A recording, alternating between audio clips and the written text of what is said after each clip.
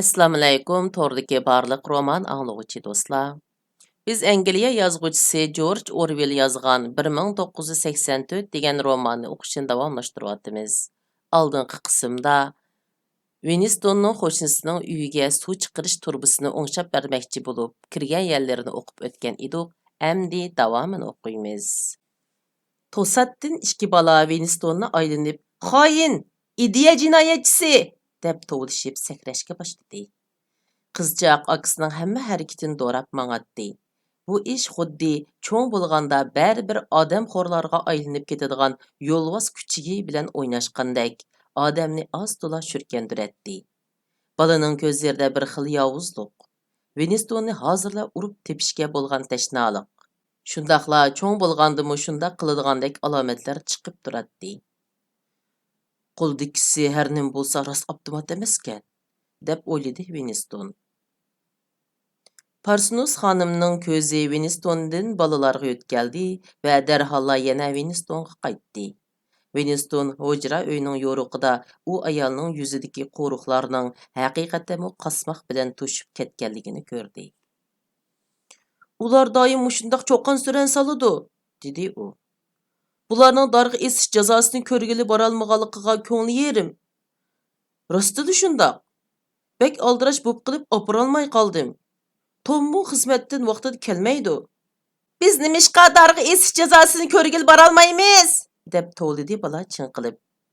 Darg'asqanni ko'rgili bormiz, deb to'lidi texcha Winstonni cho'glayotgan qizchaqmi.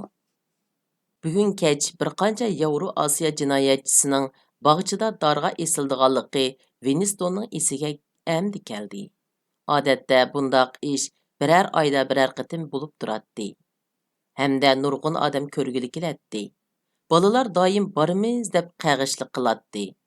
Winston Parsnus xonim bilan qo'shilishib uyi tarafga qarab mangdi. U koridorda endi 6 qadam olgan bo'lg'iydi. Gadiniga qattiq bir narsa tekkandek, o'tdek qiziq sim uning bir yeriga sanchilib kirib ketgandek sezim paydo bo'ldi. U o'rilib qaradi. Parsnus xonim bolasini uyga tortib Bala bo'lsa qo'lidagi o'yinchoq ragatkini yanchuqiga silayotdi. "Goldisteyin!" deb vaqirdi bola ishik yepilayotganda. Ammo Winstonni eng qattiq cho'chitgani ayolning kulrang yuzidagi bechorlarcha qo'rqinch edi. U uydagi ekranning oldidan ittik o'tib, bayamqi ustalning oldida o'ltirdi. U texcha gadinini silab turadi. Ekrandagi muzikami to'xtagan edi. Hozir harbiycha puroq keladigan bir ovoz nihoyatda uchuq talaffuz va yovuzlarcha tantana kayfiyatida amdila Islandiya bilan Faroe orollari orasida to'xtagan laylima istehkomdagi yangi qurollarni tasvirlab bir nimalarni o'qiyotdi. Bu bichara ayol bundan keyin bu bolalar bilan kunini chuqum andisha va vahima ichida o'tkazdikan, deb o'yladi Winston. Yana bir yoki 2 yildan keyin bu bolalar onasidagi osiy ideyalarning alomatlarini kech-kunduz kuzatadigan bo'ladi. Hozirgi bolalarning hammasi degudek shundoq qo'rqinchli edi. Hammadan chatiqi mushundaq ishpiyonlar degandek tashkilotlar bolalarni nihoyat sistemalik usulda boshqurg'ili bo'lmaydigan kichik yovuzlarga aylantirib etdi. Ularning engi vujudida partiyaning amir farmonlariga bo'lgan qilchilik gumon, qarshilik bo'lmaydi. Dal aksicha partiyani va partiyaga munosabatlik har qanday narsani ajoyib ulug'laydi. Naqsha, marshqa dassash, bayroq lapilditish, o'yinchoq miltiqlarni o'ynash, shuar to'g'lash, g'ujakiga cho'qinish qatorliqlar bolalarning doimlik muqaddas o'yinlari edi. Bolalarning vujudidagi yovuzlik tashqi dunyoga, davlatning dushmanlariga, xoin, ag'durmichi ideya siyosatchilariga qarshi portlab chiqadi. 30 dan oshgan kishilarning o'z bolalaridan qo'rqib, ansirab yurishi tamoman normal ish edi. Times gazetining har haftadagi biror sonida chuqum mushundaq bola quloqlarning odatda bola qahramonlar deb ataladi. Ata-onasining partiyaga bo'lgan noroziligi va behurmatligi ifodalangan gap so'zlarini anglab qilib, ularni ideya soqchilariga pash qilganligiga o'xshash xabarlarning besilib turishi texmu odatdikcha ish edi. Rəgətkining o'qining og'riqi əmdilətin pasaydi. U qalamni qo'liga oldi, ammo ko'ngli bir yerda emas edi. Nima yezishni o'ylab birdam o'ltirdi. To'satdan uning kallasiga yana O'Brien keldi. Bir qancha yillar ilgari, qanchalik bo'lg'aydi? Chuqum 7 yil ilgari. U bir tush ko'rgan edi. Tushida u bir qop-qorong'u uydan o'tib Uning yonida o'ltirgan bir odam uningga: "Biz qorong'ulik yo'q bir yerda uchrashimiz", dedi. Bu gap buyruq talaffuzda emas, to'limi siliq, hech ish bo'lmagandek, faqatda bir bayon talaffuzda deyildi. U to'xtamay o'tib ketdi. Ammo hayron qolarligi shuki, tushidagi bu gaplar uningga u chog'da bek ta'sir qilib ketmagan edi. Faqat keyin vaqt o'tgan sari bu so'zlarning uningga bo'lgan ta'siri kuchayib ketdi. Winston hozir bu tushni O'Brienni tunji qitim ko'rishdan burun yoki keyin ko'rganligini esleyolmaydi. Shundaqla O'Brienning ovozini qachonlarda farq etilganini esleyolmaydi. Ammo bu ovozning Winstonning engida ma'lum darajada izi qolganligi aniq edi. Qorong'uda uningga gap qilgan u ovoz dal O'Brienning ovozi edi. Winston azaldan şumu yoki emasmi deganga aniq bir narsa deyolmaydi. Hatto bugun atiganki ko'zlar uchrashishidimi Winstonning O'Brienning do'st yoki dushmanligiga aniq hukm qila olishi mumkin emas edi. Amaliyotda uningga aniq hukm qilishimi unchalik muhim emasdek edi. Ikkilan orasida bir tushunish rishtasining borligi o'zaro do'stlik yoki partiyadoshlik munosabatidami muhim edi. Biz zulmat yo'q yerda uchrashimiz, degan edi u. Winston bu gapning ma'nosini bilmaydi. Faqatla bu ishning qanday bo'lmasin, hamini yuz beradiganligini biladi. Ekrandan kelayotgan ovoz to'xtadi. Uchuq va yiqimliq kanay ovozi uy ichini qopladi. Quloqqa sanjildigan ovoz: "Diqqat! Diqqat! Malabar urush oldingi sepidan chaqmoq xabar keldi. Armiyamiz Janubiy Hindistondagi urushda ulug' g'alabani qo'lga keltiribdi. Men shundoq deb jakarlashga ruxsat qildimki, bizning bu g'alabimiz urushni oldimizdagi sanoqli muddat ichida oxirlashtiradi. Chaqmoq xabarlar", deb xabar qildi. "Shum xabarkan", deb o'yladi Winston. Keskin aytishga bo'ladiki, әмді Yevro Asiya armiyasidan qandaq qanliq usulda qisos ilindiganligining tasvirlari, sonsiz odamlarning o'ldirilganligi va asirga ilinganligi haqidagi xabarlar tarqaladi. Uningga agishibla kelar haftadan boshlab kishi beshiga tarqatiladigan shokolad 30 gramdan 20 gramga kemayapti. Winston yana bir kekirdi. Aroqning ta'siri ketayotgan edi. İçi bo'shab qolgandek bo'ldi. Ekrandan g'alabani tabriklash uchunmi yoki mahrum qilingan shokoladni unutuldirish uchunmi tang "Okeaniya sen uchun" degan simfoniya yangrashga boshladi. Bundaq chog'da siz o'rningizdan turishingiz kerak edi, ammo hozirgi o'rnida uni ekran ko'rolmaydi. "Okeaniya sen uchun" simfoniyasining o'rniga yengil bir muzika almashdi. Winston darizining yeniga keldi. Ekran uning keyinda edi. Havo yanala sovuq va ochiq edi. Biroq bir yerda bir raketa bomba kuchlik ovozda portildi. Hozir Londonga har haftada mushundaq bombadan 20-30 tashlanadi. Ko'chada shamol yiliqi yirtiq plakatni texcha u yoqqa bu yoqqa uchirib yuradi. Ustidagi "Isnok" degan xat goh-gohida ko'rinib qoladi. Isnok. Isnokning muqaddas prinsiplari, yangi til, qo'sh tafakkur, o'tmishning o'zgarishchanligi Winston o'zini dengiz tagidagi bir o'rmonlikda yurayotgandek, g'alati maxluqlar dunyosida eziqib qolgandek his qildi. Bu yerda uning o'zimi bir g'alati maxluq edi. U tanho, o'tmish o'lgan edi. Kelgusini tasavvur qilg'ili bo'lmaydi. Yana boshqa bir odam bolasining uning bilan bir sapda ekanligiga u qandoqmi ishonch qila olsin? Partiyaning bu hukmronligining mangu davomlashmaydiganligini u qandoqmi bila olsin? Goya javob sifatida haqiqat ministrligi binosiga yozilgan partiyaning 3 shuari uning ko'ziga tashlandi. Urush tinchlikdir, hurlik qulluqdir, nadonlik qudratdir. U yanchuqidan 25 tiyinlik tangadan birini oldi. Uning bir yuziga mushu shuar ushshaq harflar bilan uyulgan. Yana bir yuziga G'ojakining bosh surati tushirilgan edi. U ko'zlar hatto tangidimi sizga agishib yuratdi. Tangida pochta markasida, kitob muqobillarida, bayroqcha, plakatlarda, tamaka qoplarida hamma yerda uning simosi ilangib turardi. Uning ko'zi sizdan hech qachon ayrilmaydi. Ovozi doim sizni qo'rshapla turardi. Uyquda, uyg'oqda, xizmatda, tamoqda, uyning ichida, sirtida, munchida yoki karvatda. Uning nazaridan qochib qutulg'ili bo'ladigan bo'shliq mavjud emas edi. Bosh so'ngingizning ichidagi bir qancha santimetr yerdan boshqa hech nima sizga taalluq emas edi.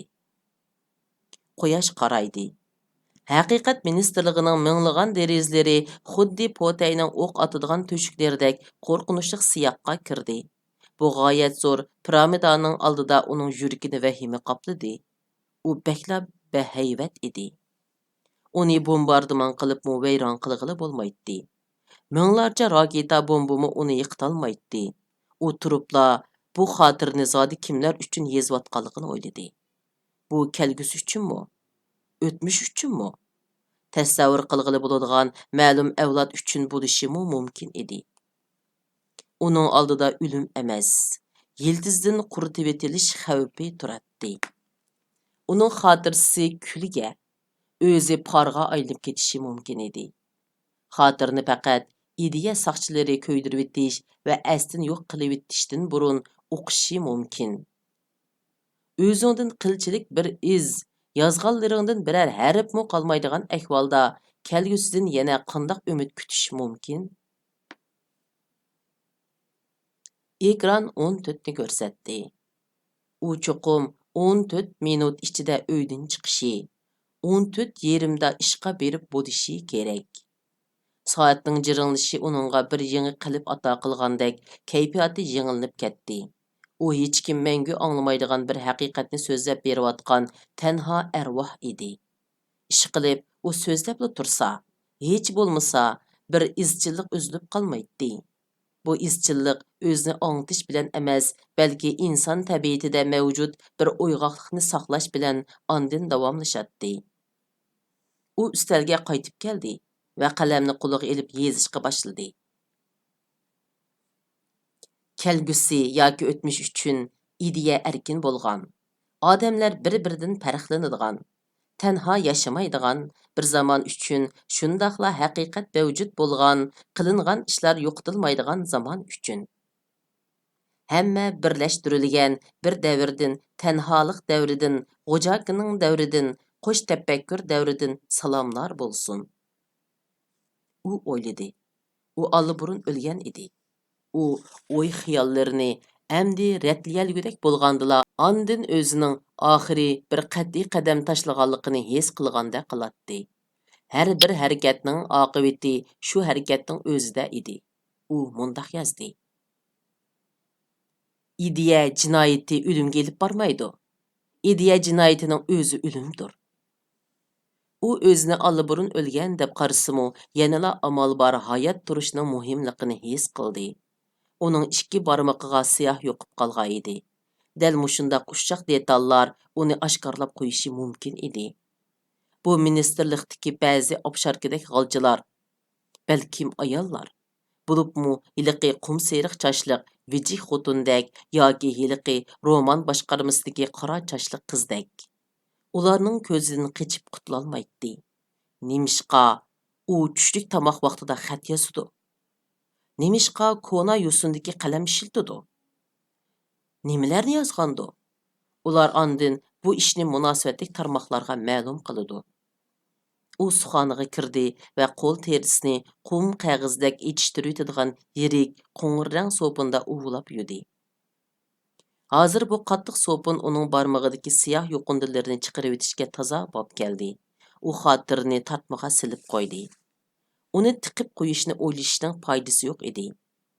U faqat xotirining borliqining bayqilib qolmaganligini jazmlashtirib olsa bo'ladi. Xotirining ustiga bir tal chashni qo'yib qo'ysa, uchuqlar bilinib qoladi. U barmoqlarining uchida bir chimdim oqush to'zon oldi va uni kitobning bir burchikiga to'kib qo'ydi. Kitob midirlisla u to'kilib ketadi. Winston tushida onasini ko'rdi. U esladi. Uning onasi yo'qolib ketganda u haqachon 10-11 yoshlar chamasida edi. Onasi iyiz bo'y, haykaldek zilva, kam so'z, yurish turishi asta, chiroyliq, oltin chashliq ayol edi. Dadisi haqidagi eslimisimi bekla g'uva edi. U qaramtul o'ruq, doim qora kiyim kiyib yuradigan odam edi. Dadisining oyog'ining nefis chami Winstonning alohida aniq esida. Aniqki, bu cham cho'qim 50-yillardagi birinchi qitimliq cho'ng tozlashda ashunda uprab ketgan. Tushidiki, bu chaqda uning onasi uningdan xeyla past, cho'nqur bir yerda singlisini quchog'iga ilib o'ltiratdi. U singlisini tuzuk esiyolmaydi. Esida faqat uning bekla ovoq gavdisi, doim un chiqmasligi va mo'ldirlab turgan yo'g'on ko'zlari qolgan edi. Ikkala ko'zi uningga qarab turadi. Ular bir maxfiy cho'nqur joyda, u bir quduqning tigi yoki qabra bo'lishi mumkin edi. Ammo Winstondan nihoyat yiroq, bu yer to'xtamay pastlayotdi. Ular endi cho'kayotgan bir gemining palabosida bo'lib qoldi. Winstonga borgan siri qarayotgan suning tegidan qarab turadi. Salonda tixi nafaslangudek havo bor edi. Ular Winstonni ko'rolmaydi. Umu ularni ko'rolmaydi. Ammo ular davomli cho'kayotdi. Endi ular cho'kayotgan yeshil ranglik suda ko'zdan mangu g'oyib bo'lishi mumkin edi. Ular o'limga qarab mengayotgan ashu daqiqada Winston ustida yo'ruqliq havo bor joyda edi. Ularning pastda turishi uning ustida turganligi sababidan edi. Buni Winstonmu, ularmu obdan biladi. U ularning chiroyidan buni bildiganligini ko'ralaydi. Ularning qalbida yoki chiroyida hech qanday uni ayiblaydigan ifoda yo'q edi. Faqat ular o'zlari o'lsila uning hayot qoldiganligini, shundaqla buning saqlanğılı bo'lmaydigan muqarrarlik ekanligini biladi. U nimalarning yuz berganligini esleyolmadi. Ammo tushida onasi va singlisining o'limining o'zi uchun berilgan qurbonlik ekanligini bildi. Ba'zi tushlar odatdagi tushlardagi ko'rinishlardan boshqa yana kishilarning aqliy hayotining davomlashishini o'z ichiga oladi. Bundaq tushdagi ba'zi ish va shaylar odam uyg'ongandan keyinmi odamga nisbatan shunda qimmatlik va yangi tuyuladi. Bu tush mana mushundaq tushlardan edi. Hozir Winstonga zarba bo'lgan narsa onasining 30 yillar burunqi, endi yana mumkin bo'lmaydigan bir shakldagi nihoyatda tragediyalik va azobli o'limi edi. U bu tragediyaning o'tgan davrga, ya'ni odamlarda texi xususiylik, muhabbat, do'stlik o'lmagan, oila a'zolari bahona sababsizmi bir yerda cho'rdishib o'ltiraoladigan bir davrga mansub ekanligini tunib yetdi. Otasining esiga kelishi uning yuragini pora qilyapti. Chunki u Winstonni umrining eng oxirgi daqiqalarigacha yaxshi ko'rgan edi. Bu muhabbat bilan qaytarishqa Winstonning yeshi bekla kichik. Shundaqla shaxsiyatchi edi. U onasining to'limu o'zal va o'zgartkili bo'lmaydigan sadoqatmanlik uchun o'zini qanday qurbon qilganligini, nemishqikin har qancha qilibmi esleyolmadi. U bundaq ishlarning bugungi kunda yuz bermaydiganligiga ishondi. Bugun qo'rqinch, nafrat, azoblar bor edi. Oliyjanob hissiyot, cho'nqur va murakkab azoblar allaqachon yo'qolgan edi. U bularning hammasini necha yuz metr tövəndəki texçə çöküyotqan anısı və singlisinin çırayıdan aniq gördü. U birdinla özünün o't çöpləri tetik bir çimliqning ustida turganligini his qildi. Yazning bir kechquruni edi. Quyosh oltin nurlarini chimliqqa sepib turardi. Bu manzara Winstonning tushida bak jiq takrorlanadi. U bu yerni o'ngida ko'rgan, ko'rmaganini aniq jazm qila olmaydi. Oygaq tuyg'ularida u bu yerni oltin sahro deb ataydi. Bu to'shqan o'tlaydigan koni bir o'tloq edi. O'ttirdan bir kichik chig'ir yo'l kesib o'tadi. Bu yerda chashqan qo'lab chiqargan to'pa dövləri bor edi. O'tloqning qarshisidagi agri-bugri chitloq tarafda quyi qariyog'och shoxlari mayin shamolda nihoyat yengil yelpinib turardi. Yupurmoqlari ayol kishining chochlaridek shundoq quyuq edi. Yaqin bir joyda ko'z yetmaydigan yerda sulari suzuk, asta eqiyotgan bir eriq bor edi. Qariyog'och ostidagi ko'lchakda ushoq belijonlar uzib yuradi. Bir qora chochli qiz chimliqni kesib o'tib, ular tarafga qarab keldi. U birdilla kiyimining oldini ichivetdi va kiyimlari nihoyat ko'ranglik bilan yonga cho'rivetdi. Uning badani oq va siliq edi. Ammo Winstonda uningga nisbatan hech qanday g'ayri sezim paydo bo'lmadi. Faqat uningga qarab turdi. Shundaqdimi uning shu daqiqadagi kiyimni yonga cho'rivetgandagi harakatidan Winston ajoyib zo'qqa cho'mdi. Bu harakat uning butun vujudini ishg'ol qilib oldi. U qiz o'zining bu tulumu nafis, beparvolacha harakati bilan butun surik bir madaniyatni, bir bütün tefekkür sistemisini yıldızdan qumurayotgandek, G'ojaka, partiya va ideya soqchilari uning belikinin shundoq bir jalibkor cho'rilishi bilan nolga aylanib ketgandek bo'lgan edi. Winston Shakespeare degenicha uyg'onib ketdi. Ekrandan quloqni yaradigan pushtak ovoz anglandi. Bu odatda yarim minut davomlashadi. Hozir 7dan 15 o'tgan. İşqa mağdığanlar ondan turduğan çağ bolğa idi. Winston o'rnidan turdi. U yalang'och edi. Tashqi partiya a'zolariga kiyim-kechak uchun yilda 3000 parcha bilet beriladi. Faqat bir uxlash kiyimi uchunla 600 bilet ketadi. U o'rindiqqa yeyib qo'ygan kirdishib ketgan maykisi va bir jup kosurni oldi. 3 minut ichida gimnastika boshlanadi. U qattiq yutilib silkinib ketdi. Odatda uyg'ongandan keyinla mushunda qattiq yutiladi. Bu yutal uning o'pkisini taltukis qurg'itadi. Bundaq chaqda u karvatga o'zini o'ngsiq tashlab, xilgacha qattiq tiniganda ondan qaytadan nafas ola oladi. Uning tomirlari yutaldan ko'pib ketdi.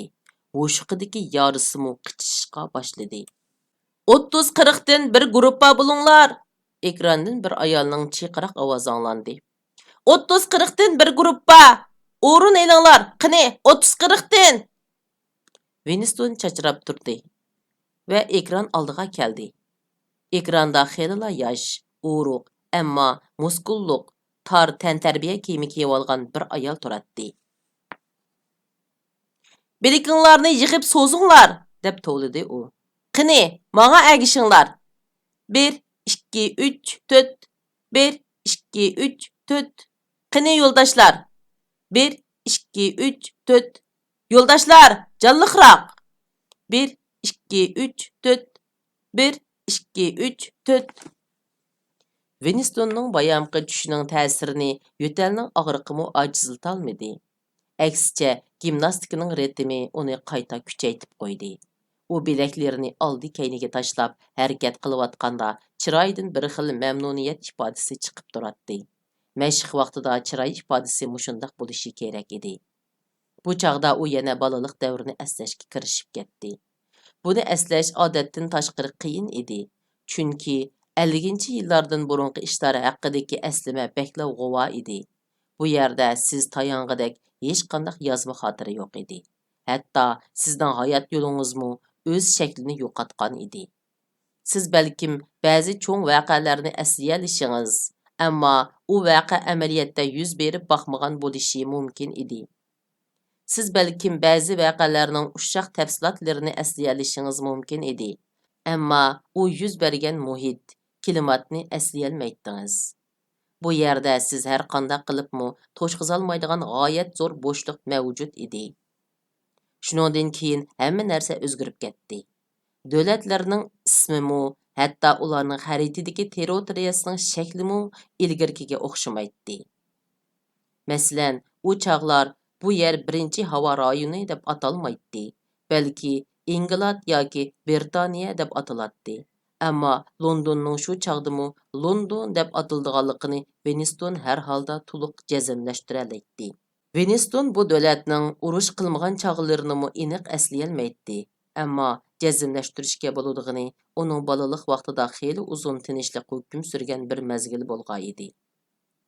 Bu uning bolalik aslimisidagi bir havo hujumi bilan munosabatlik edi. Bu hujumdan hammaydan bekla cho'chib, aloqzada bo'lib ketgan edi.